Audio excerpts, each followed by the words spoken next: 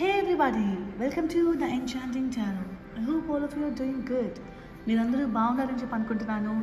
Yes so in the past 2 days నేను చాలా busy అయిపోయానండి. కొన్ని రీడింగ్స్ అవి చేసి I thought I need to rest my self. So rest తీసుకుంటే తప్ప నేను మళ్ళీ టారో రీడింగ్ బాగా చేయలేదని అనిపించింది. బికాస్ బర్న్ అవుట్ అనేది మాకు కూడా వస్తుంది. So two much of tarot intelligence, two much of tarot readings చేసిన తర్వాత I also feel depleted. So ఎలా అనిపిస్తుంది అంటే నా ఎనర్జీ అంతా నీరు గారిపోయినట్టు నాకు ఫీల్ అవుతాను. బికాస్ చాలా ఎక్కువ మాట్లాడి చాలా ఎక్కువ ఎక్స్ప్లెయిన్ చేసిన తర్వాత I need to recharge my self. So recharge చేయడం కోసం what I did was I took some rest. చాలా మంచిగా రెస్ట్ తీసుకున్నాను అంటే నేను. సో రెస్ట్ తీసుకున్న తర్వాత నచ్చిన పనులు చేద్దామని ఎంతో ప్రయత్నం చేశాను. నచ్చిన పనులు ఏమి చేయలేకపోయాను. So this is just a phase. ఓకేనా అండి. ఒక్కో రోజు మనకి చందమామలాగే different stages in our life ఉంటుందన్నమాట. ఒక్కో రోజు చూడండి, ఫర్ ఎగ్జాంపుల్ రేపు అమావాస్య.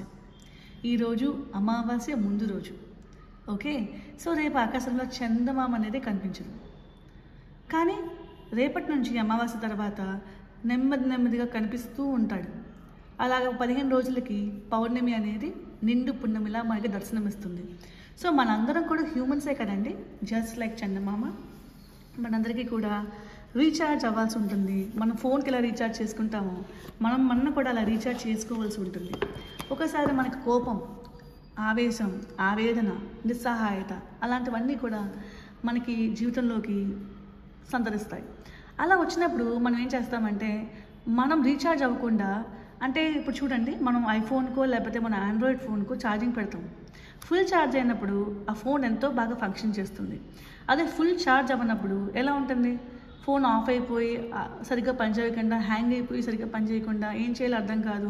ఆ ఫోన్ ఇలా తడుతూ ఉంటాం ఒక్కోసారి, పనిచేయట్లేదు ఏంటా అని. తడితే మాత్రం పనిచేస్తా. It's electronic gadget. ఓకేనా అండి, ఎలక్ట్రానిక్ గ్యాడ్జెట్. సో అలాంటి ఎలక్ట్రానిక్ గ్యాడ్జెట్కే రీఛార్జ్ సరిగ్గా ఉండాల్సిందే, అప్పుడే పనిచేస్తుంది. బట్ వీ యాజ్ హ్యూమన్స్, మనందరూ ఒక మనుషులం. మనం అంతకన్నా గొప్ప ఎంటిటీస్ అనమాట. సో మనలో కూడా విద్యుత్తు ఉంటుంది, ప్రవాహం ఉంటుంది, నేను చెప్పాను కదా ఆల్రెడీ. సో మనం చేసే మంచి పనులు, మన మంచి ఎనర్జీ, సో మన స్పాంజెస్ లాంటి వాళ్ళం. బేసికలీ నీరు ఉందనుకోండి, ఆ నీరు మీరు స్పాంజ్ పెట్టగానే పీల్ చేసుకుంటుంది కదా. అలాగే మన ఇమోషన్స్ కూడా ఎదుటి వ్యక్తి యొక్క మాటల ద్వారా, ఎదుటి యొక్క చేష్టల ద్వారా, మన ప్రభావితం చేసే మాటల ద్వారా మన స్పాంజ్ లాగా పీల్ చేసుకుంటాం. ఎప్పుడైతే స్పాంజ్లో పీల్చుకుంటామో ఏమవుతుందంటే వాళ్ళ యొక్క ఎనర్జీని మనం తీసుకున్న వాళ్ళం అవుతాం. వాళ్ళ యొక్క ఎనర్జీని మనం తీసుకోవడం వల్ల మనకి ఏమవుతుందంటే ఒక్కోసారి అనుకోకుండానే వాళ్ళ మాట్లాడే నెగిటివ్ ఇంపాక్ట్ కానీ, వాళ్ళు మాట్లాడే పాజిటివ్ ఇంపాక్ట్ కానీ గురవుతూ ఉంటాం.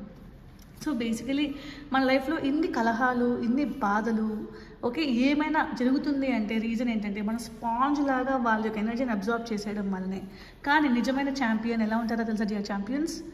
ఎవడు మాట వినడు, వాడి మాట కూడా వాడు వినడు.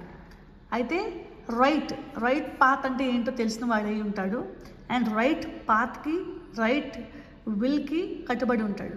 సో ఎదుటి వ్యక్తి తను ఏదో కించపరిచాడు అని చెప్పో కుసించిపోవడము, లేకపోతే ఎదుటి వ్యక్తి పొగిడాడు కదా అని చెప్పి అద్భుతంగా చిగురించడమో చేయడండి.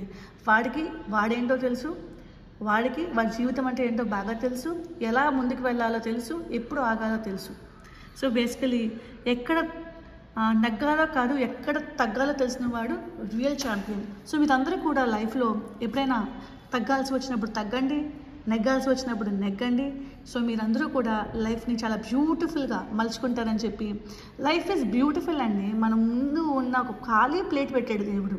దాంట్లో మీరు బిర్యానీ వేసుకుంటారా, ఆవకాయ వేసుకుంటారా, పెరుగన్నం వేసుకుంటారా, లేకపోతే రకరకాల మంచి టిఫిన్లు వేసుకుంటారా, దోశ, మసాలా దోశ, పూరి, చపాతీ. ఒక్కోసారి రాజస్థానీ భోజనాలు ఎలా ఉంటాయండి, ఒక పెద్ద సిల్వర్ ప్లేటర్లో పెద్ద కంచం ఉంటుందండి. ఆ కంచంలో అన్నీ ఉంటాయి. లిటరల్లీ స్వీట్ ఉంటుంది, రకరకాల టిఫిన్స్ ఉంటాయి, రకరకాల అన్న పలహారాలు ఉంటాయండి. అంత బ్యూటిఫుల్గా లైఫ్ని తినాలి అని అనుకుంటే మీరు కూడా ఏం చేయాలంటే అంత బ్యూటిఫుల్గా లైఫ్ని ఆహ్వానించాలని అనుకుంటే తినడమే కాదండి, you have to have a balanced approach in life. ఆ బ్యాలెన్స్డ్ అప్రోచ్ ట్రై చేయాలి. కాబట్టి నేను ఈరోజు I'm sowing this deck call moonology అండి. సో ఇక్కడ మీకు ఈ మూనాలజీలో, సో ఈ డెక్ మీకు కనిపిస్తుంది కదండి.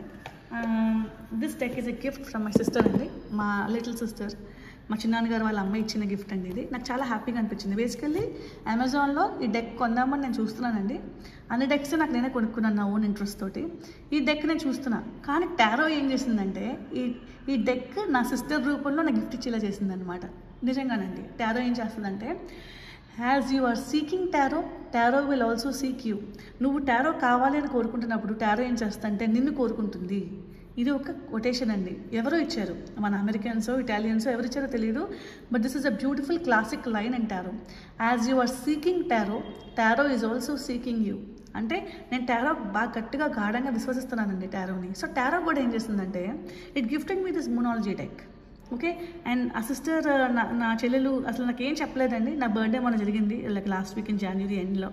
సో షీ జస్ట్ టోల్, అక్కడ నేను నీకోసం ఒక గిఫ్ట్ పెట్టాను, it's coming to your house. And to my surprise it is moonology deck. And I was like, oh my God, ఎప్పుడు డిస్కస్ చేయలేదు కదా నాతోటి. How could you even gift me this, how did you even know? అంత beautiful surprises లైఫ్లో జరుగుతాయండి ఒక్కోసారి. So మీరు విశ్వాసం అనేది చాలా ఎక్కువగా ఉండాలి, ప్రగాఢంగా నమ్మాలి, మిమ్మల్ని మీరు నమ్ముకోండి. ఓకేనా అండి? So everything will be right in your life, everything will be beautiful in your life. And now I'm showing you moonology deck only because you have this నిండు పున్నమి. ఏం చెప్పాలంటే, మన హ్యూమన్స్ అండి, మనుషులు శుభ్రంగా తిన్న రోజున ఎంతో హ్యాపీగా నిద్రపోతామండి. డైటింగ్ చేసిన రోజునో, లేకపోతే సరిగ్గా తినని రోజునో, లేకపోతే ఎందుకో సరిగ్గా వంట పడని రోజునో హెల్త్కి అప్సెట్కి గురవుతామండి. అయితే ఒక్కోసారి నాట్ జస్ట్ అబౌట్ ఈటింగ్ కదా, లైఫ్ అంతా తిన్నామా పడుకున్నామా తెల్లారిందా కాదు కాబట్టి, ఇంకా చాలా ఉన్నాయి కాబట్టి. సో నేను చెప్పిన కదా, స్పాంజ్ లాగా వి గెట్ ఎమోషనల్ సర్జ్ అనేది మనకు జరుగుతూ ఉంటుంది, ఎదుటివాడి యొక్క మాటల ద్వారా, ప్రభావం ద్వారా, వాళ్ళ మనతో మసలుకున్న తీరు బట్టి. సో మనం స్పాంజెస్గా వాళ్ళ మాటలు వెంటనే తీసేసుకుని విలవల్లాడి గిలగల్లాడి, ఓకే, నీరులో ఉన్న చేపలా కాకుండా నీరు బయట వచ్చి పడిన చేపలా కొట్టుమిడుతూ ఉంటాము. అండ్ దెన్ అందుకే మనకు ఇంత డిప్రెషన్, ఇంత బాధ, ఓకే, ఇంత సాడ్నెస్. కానీ లైఫ్ని లైఫ్గా చూడండి, మీ యొక్క కళ్ళతో మాత్రమే చూడండి, వాళ్ళ యొక్క కళ్ళతో చూడొద్దు.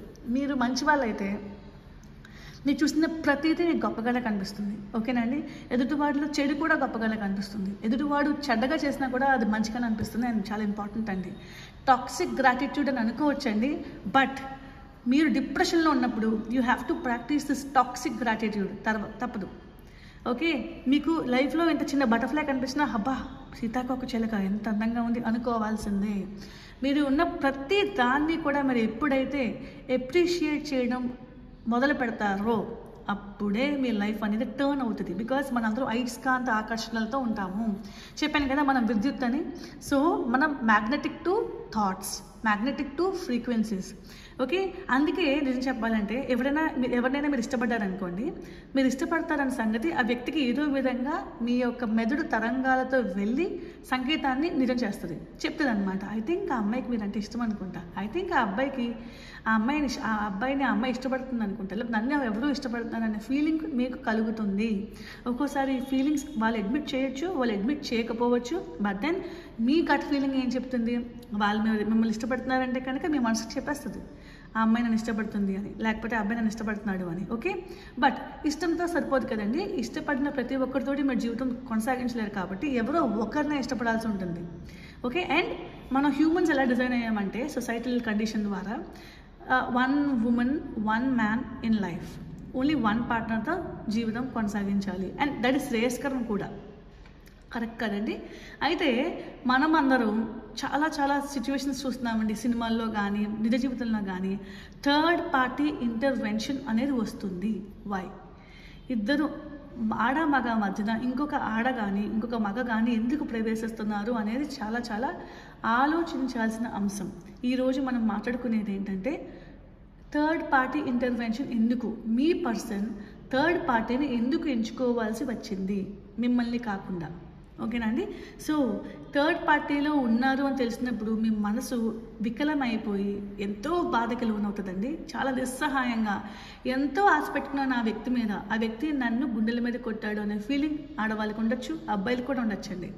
సో నేను బాగానే ఉన్నాను కదా, అయినా ఎందుకు ఆవిడ వేరే అబ్బాయికి ఆకర్షణ ఎందుకు అయ్యింది, ఆ అమ్మాయి వేరే అబ్బాయికి ఎందుకు ఆకర్షితురాలు అయ్యింది అనేది మీకు అంతుబట్టని విషయం. అండ్ కొంతమంది మగవాళ్ళు అయితే చాలా హింసగా క్రూరంగా చూసేసి వాళ్ళ వైఫ్ని కొట్టే ఛాన్స్ ఉంటుందండి, లేకపోతే అనుమానించే ఛాన్స్ ఉంటుందండి.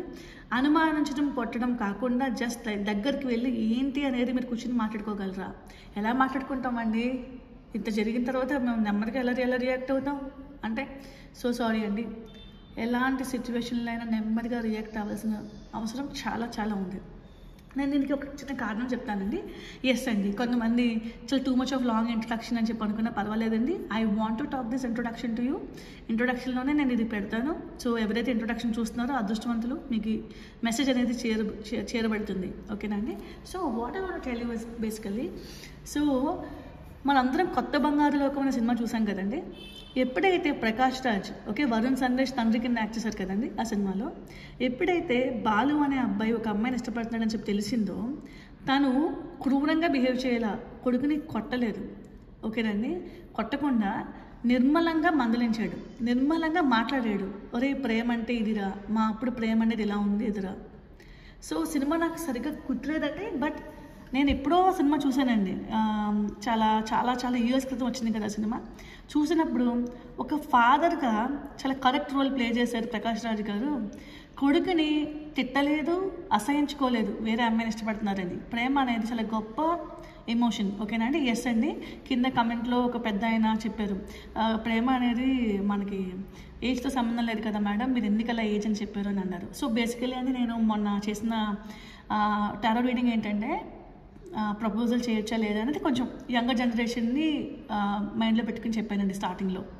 ఓకేనా అండి? సో అందుకని ఉరకలెత్తే వయసులాగా, సో పరుగులు తీసే వయసులాగా ఉన్నప్పుడు కొంచెం ఎర్లీ 20s ఆర్ ఎర్లీ 30sలో ఉన్న వాళ్ళు కొంతమంది ప్రేమకి లోన్ అవుతారు కాబట్టి అలా చెప్పేశాను. బట్ దెన్ యూఆర్ రైట్ అండి. మీకు కామెంట్ చేసిన నమస్కారం అండి మీకు. సో ప్రేమకి వయసుతో సంబంధం లేదు, బట్ దెన్ కొన్ని నియమాలు అనేవి ఉన్నాయండి, కండిషన్స్ అనేవి ఉన్నాయండి. ఎప్పుడైతే మనము ఆల్రెడీ మ్యారీడ్ రిలేషన్షిప్లో ఉంటామో బయట వ్యక్తికి కనుక ఆకర్షణ జరిగిందంటే డెఫినెట్గా అండి మన యొక్క పార్ట్నర్ బాధపడతారు. బికాజ్ మీరు మిమ్మల్నే కాదండి అందరికీ చెప్తున్నాను బేసికల్లీ. సో ప్రేమకి డెఫినెట్గా వయసుతో పని లేదు. కానీ 60 yearsకి 50 yearsకి 40 yearsకి తర్వాత ఎప్పుడైనా ఎవరైనా మనం రిలేషన్షిప్లో ఉన్న తర్వాత ఎవరైనా చూసి బాగున్నారని చెప్పి అనుకోవచ్చు, కానీ ఆ వ్యక్తితో వెళ్ళి జీవించాలని చెప్పి అనుకోకూడదు. బికాజ్ అప్పటికి మనకి చాలా బ్యాగేజ్ ఉంటుంది.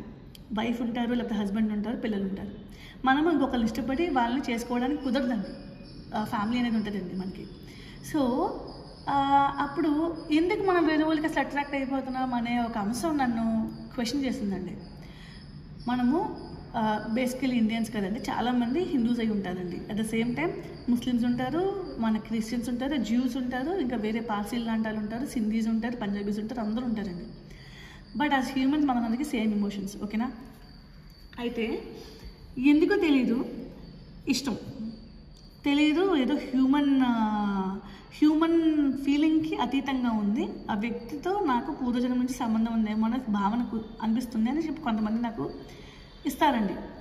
రీడింగ్ చూడండి మేడం, పూర్వజన్మ సంబంధం వస్తుంది నాకు ఆ వ్యక్తితోటి. ఓకే సరే, ట్విన్ ఫ్లేమా మేడం, సోల్మేటా మేడం, ఏంటి మేడం మీ కనెక్షన్? నాకు పెళ్ళి అయిపోయింది ఆల్రెడీ, బట్ నాకు పిల్లలు ఉన్నారు, మా హస్బెండ్ ఉన్నారు, లేకపోతే మా వైఫ్ ఉన్నారండి, కానీ నాకు థర్డ్ పార్టీ చాలా ఇష్టం అండి. ఆ వ్యక్తిని తట్టుకోలేకపోతున్నాను, విపరీతమైన ప్రేమ, బట్ వీళ్ళందరినీ వదిలేసి వెళ్ళలేకపోతున్నాను. సో వాళ్ళ కోసం ఈ రీడింగ్ అండి. సో అంతకన్నా ముందు నేనేం చెప్తానంటే, చందమామలాగా మనలో కూడా జీవితం ఇలాగా ఒక రోజు అమావాస్యలాగా ఖాళీగా అనిపిస్తుందండి, ఎంప్టీ ఫీలింగ్. ఒకరోజు బెటర్ అవుతూ వస్తాం, ఫైనల్గా పౌర్ణమి అనేది కూడా సంతరించుకుంటుంది మన జీవితంలో. సో అందుకే ఈ డెక్. సో నేను ఫస్ట్ ఆరకల్ కార్డ్ చెప్తున్నానండి, అందరికీ వర్తిస్తుంది. ఈరోజు guidance for everybody. Communication is the key అండి. మీరు ఎవరితోనైనా మాట్లాడాలని అనుకుంటే దయచేసి మాట్లాడండి. ఎవరితోనైనా సతమతం అవుతున్నారు అనుకోండి, మాట్లాడలేక ఒక స్టెప్ ముందుకు తీసుకుని మాట్లాడండి. ఓకేనండి? దేవుడికి సరెండర్ అయిపోండి, దేవుడి మీద భారం పెట్టండి. దేవుడా నువ్వే భారం నాకు, నువ్వు తప్ప నాకు ఎవరూ లేరు, నా బాధలు నేను తట్టుకోలేకపోతున్నాను, నువ్వే భారం అంతా నీ మీద పెడుతున్నాను, నన్ను ఏదో విధంగా ఒడ్డుకు చేర్చు అని ఒక అర్థం అండి. ఇక దేవుడి మీద భారం వేసినప్పుడు అండి మీకు కనీసం రీఛార్జ్ అవుతారు. దేవుడు అనేవాడు ఉన్నాడు కదా, చూసుకుంటాడు కదా అని హ్యాపీ ఫీలింగ్ వస్తుందండి మీకు. ఓకేనండి? Meditate and contemplate. మీరు కాసేపు ఖాళీగా ఉండి ఓకేనండి. ఖాళీగా ఉండి మౌనంగా ఉండి చిన్నపాటి మెడిటేషన్ చేశారనుకోండి, మీకే అర్థమవుతుంది మీ లైఫ్లో అసలు ఏం జరుగుతుంది అనేది. ఓకేనండి. దాన్ని బట్టి మీరు చేయండి. మీ జీవితం అనేది మీకే ఆన్సర్స్ చెప్తుంది. మీరు ఎవరి దగ్గరికి కూడా వెళ్ళక్కర్లేదండి. మీ బాధ ఎవరితో షేర్ చేసుకోవాల్సిన అవసరం లేదు. మీకు మీరే బెస్ట్ ఫ్రెండ్ కింద ఉండాలి ఎప్పుడు కూడా. రైట్? సో నా without much ado, let's do this third party intervention. ఇది పై రీడింగ్ కాదండి, జనరల్ రీడింగే. ఎవరైతే చూస్తున్నారో వాళ్ళకి వర్తిస్తుంది. ఓకేనండి. అసలు మీ యొక్క పర్సన్ థర్డ్ పార్టీలోకి ఎందుకు వెళ్ళారు? Let's see. ఏదో జరిగిందంటే మీకు ఆ వ్యక్తికి ఏం జరిగిందంటే, నా వల్ల కాదు, ఇంకా నా వల్ల కాదు, నాకు ఈ లైఫ్లో ఉండాలని లేదు అంటే గొడవలు అయి ఉండొచ్చండి.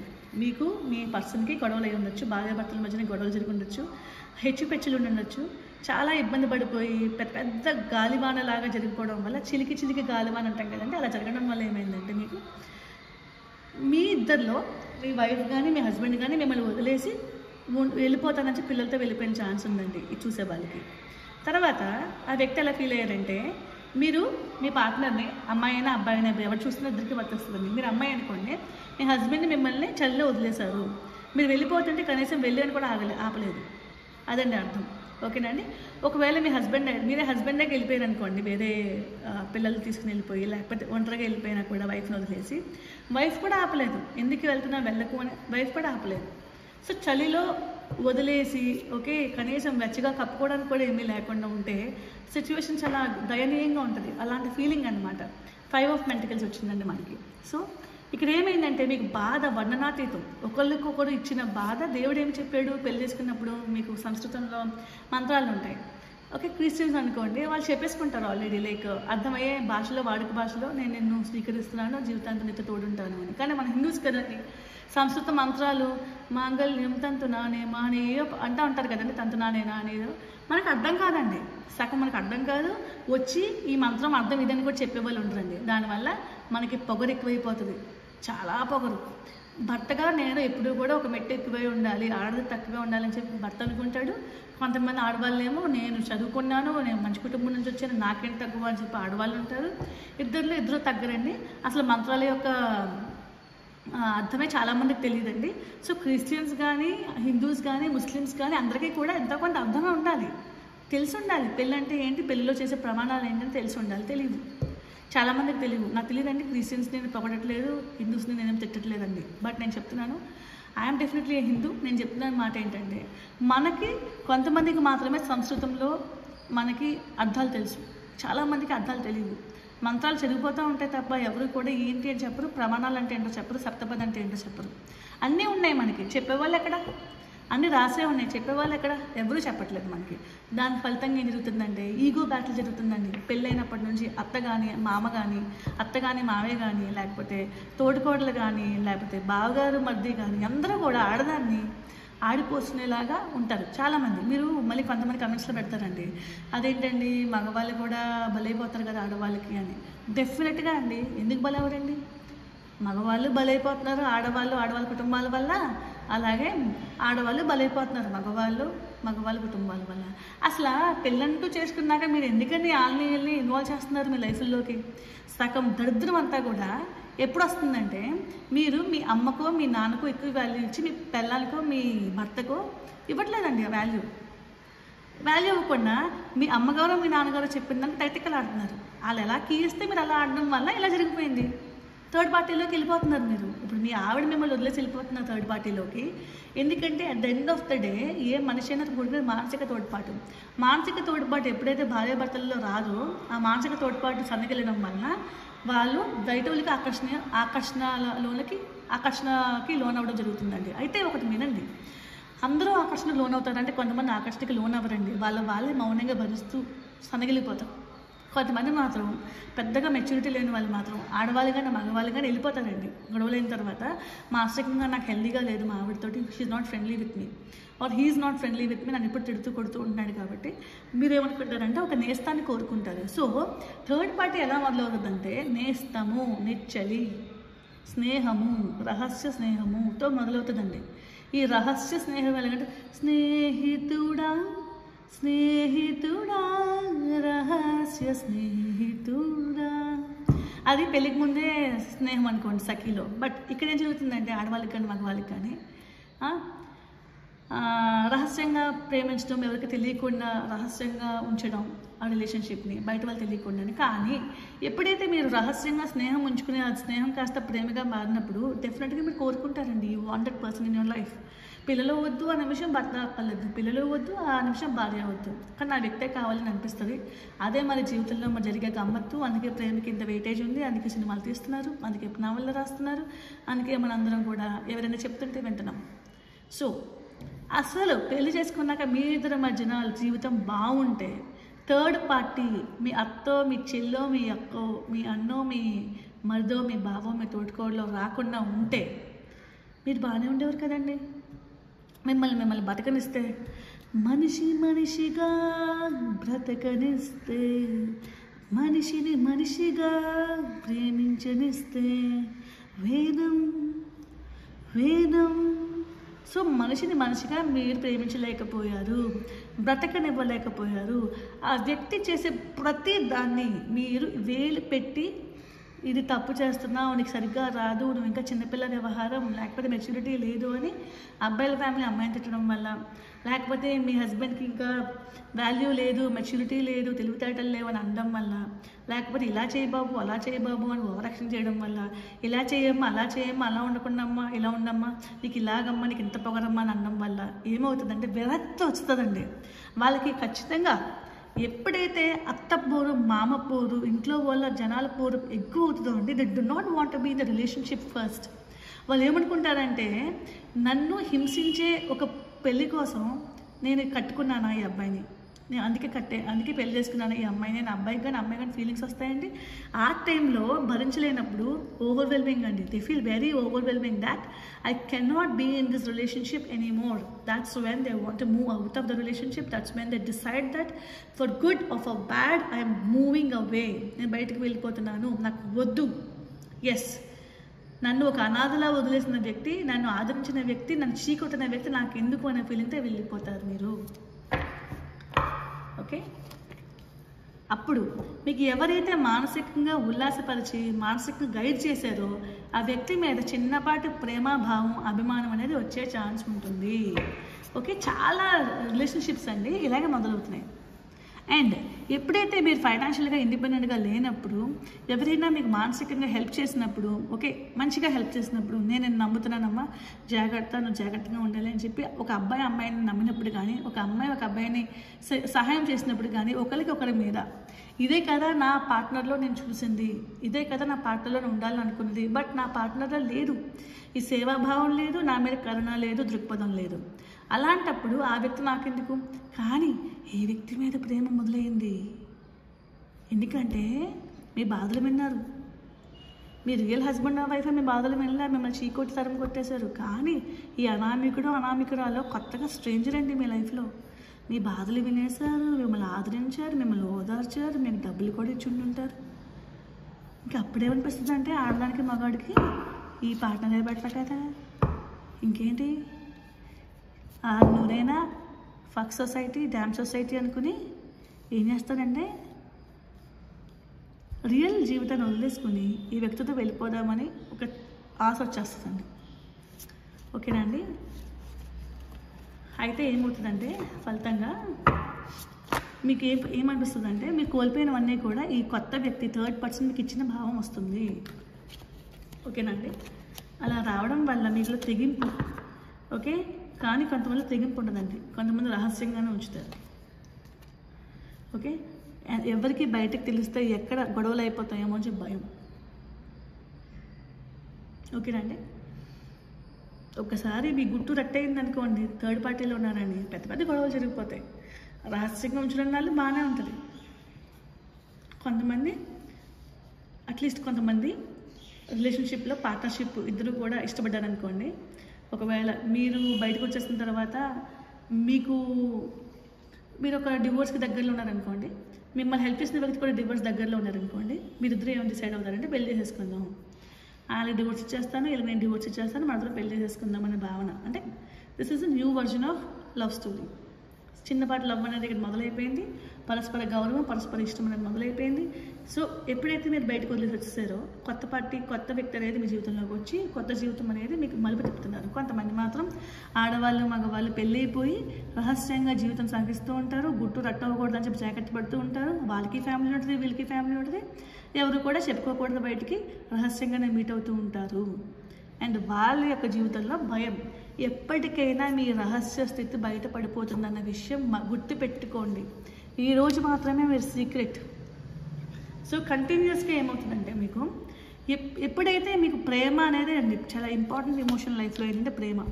కప్స్ ఓకే, నవరసాల్లో అత్యంత పవర్ఫుల్ కప్ ఏంటంటే, పవర్ఫుల్ ఎమోషన్ ఏంటంటే ప్రేమ.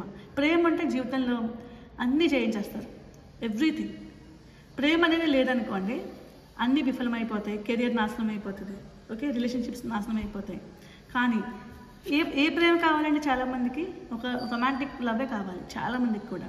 సో మీకు ఏంటంటే నైట్ ఆఫ్ కప్స్, ఒక వ్యక్తి నేను ప్రేమిస్తున్నాను అని ఆఫర్ చేసినప్పుడు ఒక అందమైన భావనకి చాలా ఒక పరవశానికి లోనవుతారు. ఓకే, సో ఆ పరవశం ఎక్స్టసీ అంటారండి. ఆ పరవశం ఏం చేస్తుందంటే మిమ్మల్ని మళ్ళీ ఒక చిన్నప్పుడు మనిషిలాగా ఒక 20 ఏళ్ళలో 18 ఏళ్ళకో లేకపోతే 28 ఇయర్స్కో 22 ఇయర్స్కో మీరు ప్రేమలో పడినప్పుడు ఎలా ఉంటుందండి, అలాంటి ఫీలింగ్ అండి. వాళ్ళు ఏం ఆఫర్ చేస్తారంటే నేను నిన్ను బాగా చూసుకుంటాను, నిన్ను ప్రేమిస్తాను, నిన్ను రక్షిస్తాను అనే ఒక ఆఫర్తో వస్తారండి వాళ్ళు, థర్డ్ పార్టీ వాళ్ళు. ఓకే, అండ్ వాళ్ళు ఎంతో కొంత లైఫ్లో సెటిల్ అయిపోయిన వాళ్ళు, దెబ్బతిన్న వాళ్ళే మళ్ళీ మీ జీవితంలోకి వచ్చే వాళ్ళు కూడా. సో మీరేమనుకుంటారంటే తన కూడా నాలాగే దెబ్బతిన్నాడు, అందుకే వాళ్ళ కుటుంబాన్ని వదిలేసి వచ్చేసారు, సో మేమిద్దరూ సెటిల్ అయిపోవచ్చు కదా. సో మీకు అర్థమవుతుంది దెబ్బతిన్న వ్యక్తులు కాబట్టి కుటుంబాన్ని వదిలి బయటకు వచ్చేస్తున్నారు అనే ఫీలింగ్ అనమాట. ఓకే, సో అప్పుడు మీకు ఏం వద్దంటే ఆలోచించడం మొదలెడతారు. ఇప్పుడు వాట్ ఇఫ్ ఈ కొత్త వ్యక్తిని నేను జీవిత భాగస్వామిగా చేసుకుంటే. సో ఫ్యామిలీస్ ఉంటాయి కదండి థర్డ్ పార్టీ అని అంటున్నప్పుడల్లా. సో బేసికలీ థర్డ్ పార్టీలో ఫ్యామిలీస్ ఎక్కువ ఉంటారండి, లేకపోతే రిలేషన్షిప్ ప్రేమలో. సో మీరిద్దరూ ఎవరికి వాళ్ళు వేరే పెళ్ళిళ్ళు చేసేసుకుని వేరే ఫ్యామిలీస్తో ఉన్నా కూడా మనసు మాత్రం ఒకరి మీద ఒకరికి ఉంటుంది. Pull and push of life అనేది ఉంటుందండి. So this is twin flame intensity కూడా అండి చెప్పాలంటే. సో ఎప్పుడైతే మీరు ఇంకో వ్యక్తి కోసం ఆలోచిస్తున్నారో మీ పాస్ట్ ఎక్స్ గురించి కానీ మీ పాస్ట్ క్రష్ గురించి కానీ, ఎందుకంటే బేసికలీ ఇలా ఆలోచించడానికి కారణం మీరు మీ లైఫ్లో హ్యాపీగా లేకపోవడం వలన మీరు వేరే వ్యక్తి గురించి థింక్ చేస్తున్నారు. భార్యాభర్తలు అయ్యండి మీరిద్దరే మానసికంగా ఇష్టంగా ఉండి గౌరవంగా ఉండి ఒకళ్ళొకళ్ళు ఇష్టంగా ప్రపంచానికి మీరు ఒక ఎగ్జాంపుల్ అయ్యారనుకోండి, నా భార్య నేనేమి అన్ను, తనకు నేనే అన్నీ, నన్ను నమ్మి వచ్చింది కదా అని మీరు అనుకునే అబ్బాయి చాలా గొప్పగా చూస్తే ఆ అమ్మాయి వేరే వాళ్ళకి ఎందుకు ఆకర్షణ లోనవుతుందండి? ఎట్టి పరిస్థితుల్లో అవ్వదండి. అండ్ అబ్బాయి కూడా అమ్మాయిగా మీరు మా ఆయన్ని మీరు ఎవరు ఏమి అనకూడదు, నేను చాలా బాగా చూసుకుంటాను మా ఆయన్ని. మా ఆయన అంటే ఎవరు అనుకుంటున్నారు? My better half.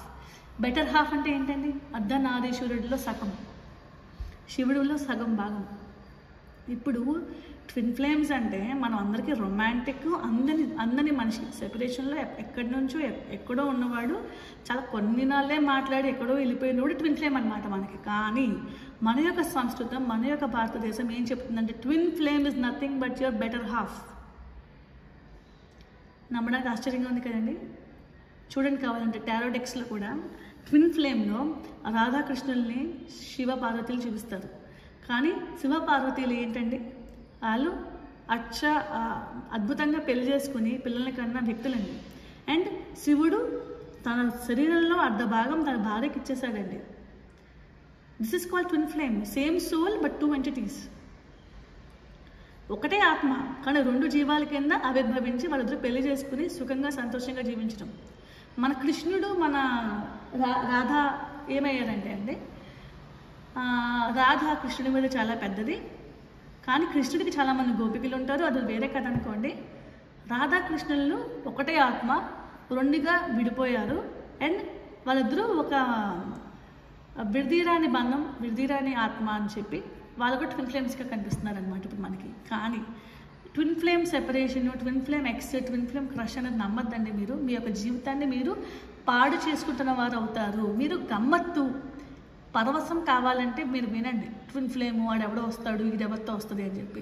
నిజంగా ఎవరు మీ లైఫ్లోకి రారండి. ఎవరికి వాళ్ళు బిజీగా ఉన్నారు వాళ్ళ జీవితాల్లో. మీరు మీ లైఫ్లో ఉన్న హస్బెండ్ మీ వైఫ్ చెక్కబెట్టుకోండి. దీపం ఉండగానే ఇల్లు చెక్కబెట్టుకోకపోతే ఆ దీపం ఆరిపోతుంది. ఆ దీపం లేకపోతే ఒలిగిపోతుంది, నూనె ఒలిగిపోతుంది. సో ఇంకిపోయాక చేసేది ఏమీ ఉండదు డెఫినెట్గా. సో థర్డ్ పార్టీ మీ హస్బెండ్ని మీ వైఫ్ను ఎగరేసుకుని పోయే ముందరే మేల్కొనండి. మీరు దాన్ని ఏమంటారండి, క్షమించగలిగితే క్షమించి మళ్ళీ ఆ వ్యక్తిని తీసుకోండి. క్షమించినండి, చాలా దూరం వెళ్ళిపోయింది కదా, నాకు వద్దండి ఆ వ్యక్తి అంటే కనుక వదిలేసేయండి. అది మీకే ఉంటుంది. ఏదైనా పరస్పరం దాన్ని ఏమంటారంటే డొంక తిరుగుడా కాకుండా, not beating around the bush, but డైరెక్ట్గా కూర్చుని మాట్లాడుకుని వ్యవహారం తెవిల్చుకుని మీరంటూ మీ జీవితంలో ముందుకు ఎదగాలి లేదా ముందుకు వెళ్ళాలి అనేది చూసుకోండి. అంతేగాని ఎన్నాళ్ళైనా జీవితం ఇలాగా. అప్పుడు చిన్నపిల్లలు ఏమవుతారంటేదండి, పెద్దవాళ్ళు కానీ మీ పిల్లలు ఉంటాయి కనుక, పెద్ద పిల్లలైనా చిన్నపిల్లలైనా మానసిక వేదన అత్యంత హింసకు గురయ్యేది తల్లిదండ్రుల మధ్యన పిల్లలే. ఈ పిల్లలు నలిగిపోయే భావం ఉంటుంది చూడండి, వాళ్ళ యొక్క ఎదుగుదల హరించేసేలా ఉంటుందండి అమ్మా నాన్న సరిగ్గా లేకపోతే. సో మీ పిల్లల మీద ఆ ప్రభావం పడకుండా చూసుకోండి దయచేసి. సో మీకు కావాల్సిన గైడెన్స్, కావాల్సిన సపోర్ట్, థెరపిస్ట్ దగ్గరికి వెళ్ళండి, సైకాలజిస్ట్, సైకియాట్రిస్ట్, ఎవరైనా ఎవరి దగ్గరికి వెళ్తే మీరు హ్యాపీగా ఉంటారో వాళ్ళ దగ్గరికి వెళ్ళండి. మీరు మనసు వైపు మాట్లాడుకోండి. నెక్స్ట్ గైడెన్స్ ఏంటి, మీ ఆరోగ్యం, మీ మనసు అన్నీ చాలా బాగుండేలా చూసుకోవాలి. So 2 things, I got 2 popup cards అండి. సో మళ్ళీ మీరు క్షమించగలగాలండి. మీ starting of your relationship, starting of your marriage ఎలా ఉన్నారు. సో మీ పెళ్ళి 30 ఏళ్ళు అయితే 30 ఏళ్ళ క్రితం స్టార్టింగ్లో ఫస్ట్ 5 ఏళ్ళు బాగానే ఉంటుంటారు కదండి. అలాంటి ప్రేమ, అలాంటి నమ్మకం మళ్ళీ మీరు ఇవ్వగలిగితే మీ రిలేషన్షిప్ ఖచ్చితంగా నిలబడుతుంది. మీరు మీ భార్య కలిసిపోతారు. ఓకేనండి. ఒకవేళ 10 ఏళ్ళ క్రితమే పెళ్లి చేసుకున్న మగవాళ్ళు ఆడవాళ్ళు ఉన్నారండి, వాళ్ళకు కూడా అది చెప్తాను. ఫస్ట్ 3 ఏళ్ళు సంతోషంగా ఉంటారు కదండి, అత్త మామ సీన్లో లేకుండా. లేకపోతే భార్యాభర్తలు దాన్ని ఏమంటారు, మీ తోటికోడలు కానీ మీ ఆడపడుచు కానీ లేకుండా ఉంటారు కదండి, మరిది కానీ బావగారు లేకుండా ఉంటారు కదండి. ఆ సీన్స్లో ఉన్నప్పుడు మీకు మీరే ఉన్నప్పుడు మీరు ఎంత ఇష్టం ఇచ్చుకున్నారో అలాంటి ఇష్టం ఇస్తానని చెప్పి కమిట్ అయ్యి మీరు రీయూనేట్ అవ్వాలని నేను కోరుకుంటున్నానండి. మీరు ఎప్పుడైతే మీ రిమోట్ కంట్రోల్ వేరే వాళ్ళ చేతుల్లో పెడతారో స్క్రీన్ మటాష్ అయిపోతుందండి, ఏమీ ఉండదు. అప్పుడు మీరు రీయూనైట్ అవ్వాలనుకుంటే మళ్ళీ గౌరవం తెచ్చుకోండి. ఆ వ్యక్తి కోసం ఎదురు చూస్తున్నారని చెప్పి కొంతమంది నాకు అర్థమవుతుంది. డివోర్స్ కేసెస్ కూడా ఉన్నాయండి కొంతమంది. మళ్ళీ రీయూనైట్ అవ్వాలని ఉంది మా ఆయనతోటి అని, మా ఆవిడతోటి అని చెప్తున్నారు. బ్యూటిఫుల్ అండి, ఖచ్చితంగా రీయూనైట్ అవుతారు. ఎందుకంటే ఒకరి మీద ఒకరి ప్రేమ ఉంది కదా. సో థర్డ్ పార్టీలోకి ఎందుకు వెళ్ళానని నేను చెప్పాను కదండి, వాళ్ళ యొక్క కప్లో ప్రేమ లేదు కాబట్టి ఎవరైనా ప్రేమ చూపిస్తే, ఎవరైనా అమ్మాయి ప్రేమ చూపించినప్పుడు అబ్బాయి కానీ వెళ్ళిపోతున్నారు వాళ్ళ వైపు. ఆ ప్రేమ ఏదో మీరే చూపించండి, ఎంతో బ్యూటిఫుల్గా ఉంటుంది life. Life is beautiful. So I hope third party గురించి నేను బాగానే చెప్పగలిగాను అని అనుకుంటున్నాను. If you have any doubts please feel free to comment or talk to me. I will be able to help you at my best. ఓకేనా అండి. So twin flame concepts గురించి నేను రియల్గా చెప్తానండి. నేను చెప్తున్నాను చూడండి, twin flame concept, soulmate concept, ఇంకా పార్ట్నర్షిప్ కాన్సెప్ట్ గురించి చెప్పాలంటే ఉంటాయండి, ఫీలింగ్స్ ఉంటాయి. ఒక వ్యక్తి గురించి మీకు బిలాంగింగ్ ఉంటుందండి. కానీ ఒక్కసారి మీరు తెలుసుకున్నారనుకోండి ట్విన్ ఫ్లేమ్ అంటే నిజంగా ఇదా అని, మీరు మళ్ళీ ఆ వ్యక్తి దగ్గరికే వెళ్ళరండి. ఓకేనా అండి. సో నేను నిజం మాట్లాడడానికి వచ్చాను టారో రీడింగ్లోకి.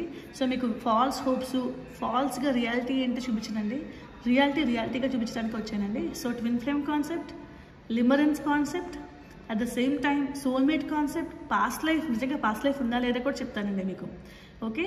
సో మనకున్నది మాత్రం ఈ జన్మే. వచ్చే జన్మలో మనం ఎవరికో పుడతాం, ఎవరో మన పార్ట్నర్స్ అవుతారు. పాస్ట్ జన్మలో మనకు వేరే పార్ట్నర్స్ ఉండుంటారు. పాస్ట్ జన్మ అయిపోయింది కదండి, గత జన్మలో ఏమవుతుంది మీకేంటి? ఒక డ్రెస్ చిరిగిపోయింది, ఆ డ్రెస్ ఎవరికి ఇచ్చేసారు, కొత్త డ్రెస్ కొనుక్కొని వేసుకున్నారు కదా, కొత్త డ్రెస్తో ఉన్నారు కదా మీరు. That is your reality, that is your life. Live in the present, live in reality. గత జన్మ, past, twin flame, X, crush లాంటి మంచి మాటలు వద్దండి, చెడ్డ మాటలు వద్దండి, వేస్ట్ అండి. వీళ్ళు ఎవరు రారు, వాళ్ళందరూ మూవ్ ఆన్ అయిపోయారు, వాళ్ళ జీవితంలో చాలా హ్యాపీగా ఉన్నారు, కెరియర్లో కానీ అన్నింటిలో కానీ సెటిల్ అయిపోయి ఉన్నారండి. మీ లైఫ్ ఏంటి అనేది మీరు చెక్ పెట్టుకోండి. అందరికీ కూడా ఛాన్స్ ఇవ్వద్దు. సొసైటీలో కూడా కొంతమంది బాధపడతారండి, అయ్యో పిల్లలు దూరం అయిపోయారు, మొగుడి పిల్లలు కొట్టేసుకుంటున్నారు, పాపం కదా, కలిసిపోతే బాగుంటుందని చెప్పి అనుకునే మంచి మనుషులు కూడా ఉంటారండి మనకి సొసైటీలో. అందరూ ఈర్ష్య భావాలతో చూసే వాళ్ళ కాకుండా మంచి కోరుకునే వాళ్ళు కూడా ఉంటారండి. మీ యొక్క ప్రేయర్స్, మీ పేరెంట్స్ యొక్క ప్రేయర్స్ ఖచ్చితంగా విన్నవ్వాలి. మీరు మీ హస్బెండ్ లేకపోతే మీరు మీ వైఫ్ కలిసిపోవాలని చెప్పి కోరుకుంటానండి. హస్బెండ్ అండ్ వైఫ్ బ్యూటిఫుల్ రిలేషన్షిప్లో ఉండాలని చెప్పి కోరుకుంటానండి. Wishing you all the best. Thank you so much. Thank you for tuning to the Enchanting Tarot.